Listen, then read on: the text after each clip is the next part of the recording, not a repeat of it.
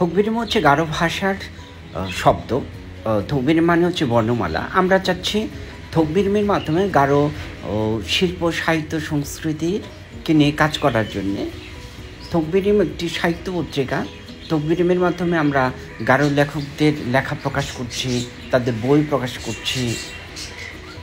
শুধু গারো লেখক সাহিত্যিক তা না, আমরা থকবিরিমের মাধ্যমে আদিবাসী সাহিত্যকে আমরা প্রাধান্য দিচ্ছি, প্রচার প্রকাশে আমরা কাজ করে যাচ্ছি। আমরা চাই যে বাঙালি সাহিত্য কিংবা বিশ্বের অন্যান্য জাতি গোষ্ঠীর সম্প্রদায়ের সাহিত্যের মতো সমৃদ্ধ যে সাহিত্য আছে, ঠিক সেই রকম গারো সাহিত্য কিংবা আদিবাসী সাহিত্য যেন সমৃদ্ধি লাভ করে, সে আদিবাসী সাহিত্য যেন সবার মাঝে প্রকাশ পায়। তার জন্যে আমরা কাজ করছি, গ্রন্থ প্রকাশ করছি, লেখা প্রকাশ করছি। আমরা গারো সাহিত্যিকদের সাথে, গারো লেখকদের সাথে, কবিদের সাথে, ভিন্ন ভাষাভাষী লেখক, কবি, সাহিত্যিকদের সাথে ভাবনার বিনিময়, মতের বিনিময়, তাদের যে সাহিত্য, সে সাহিত্যের সাথে ভিন্ন ভাষাভাষী সাহিত্যের আদান প্রদান করাতে চাচ্ছি। তাদের কাছে তুলে ধরার চেষ্টা করছি আমাদের যে নিজস্ব সমৃদ্ধ সাহিত্য আছে, শিল্প সংস্কৃতি আছে, নিজস্ব ভাষা আছে, এই বিষয়গুলি নিয়ে আমরা কাজ করার চেষ্টা করছি। আমাদের যে পণ্ডিতজনরা আছেন, রাভা মনীন্দ্রনাথ মারাক বলেন, লেখক সুভাষ জেংচাম বলেন, মতেন্দ্র মানখিন বলেন, থিউপিল নোকরেক বলেন, বাঁধ নারেং বলেন, সঞ্জীব ডং বলেন, ইভেন এই বর্তমান সময়ের যে তরুণরা লেখালেখি করছে, নিগুণ রং, প্রণব, তারও আগের যেমন পরাগ ছিল, তারা কাজ করছে। এই যে আমরা কাজ করে যাচ্ছি, লেখকরা লিখে যাচ্ছেন, কিন্তু তাদের প্রচারটা তেমন হচ্ছে না, পরিচিতি তেমনটা নেই। যদিও মতেন্দার মতো মানুষ কিংবা পরাগ রিচিলের মতো মানুষ, থিউপিল নোকরেকের মানুষ কিংবা সঞ্জীব রঙের মানুষ, ওনাদের মতো মানুষ হয়তো দু একজনের কাছে পরিচিত, কিন্তু সামগ্রিকভাবে যদি আমরা বিচার করি, সামগ্রিকভাবে যদি আমরা চিন্তা করি, তাহলে আমরা দেখতে পাবো যে আমাদের গারো সাহিত্য নিয়ে কিংবা আদিবাসী সাহিত্য নিয়ে তেমন আলোচনা কোথাও নেই।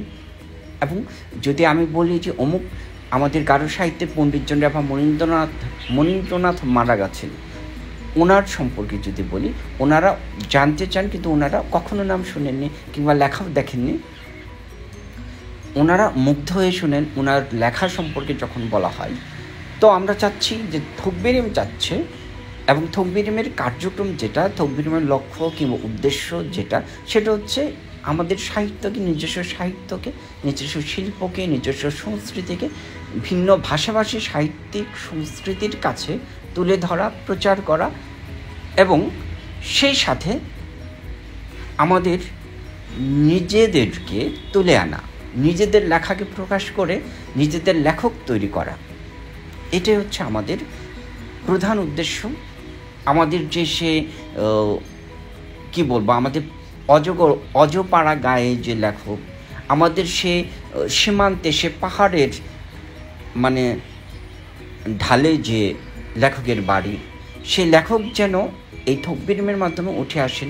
থকবিরিমের মাধ্যমে যেন ওনার লেখাটা আমরা এই বৃহত্তর সমাজে মূল স্রোত ধারার কাছে আমরা পৌঁছাতে পারি, আমরা সেই কাজটা করছি।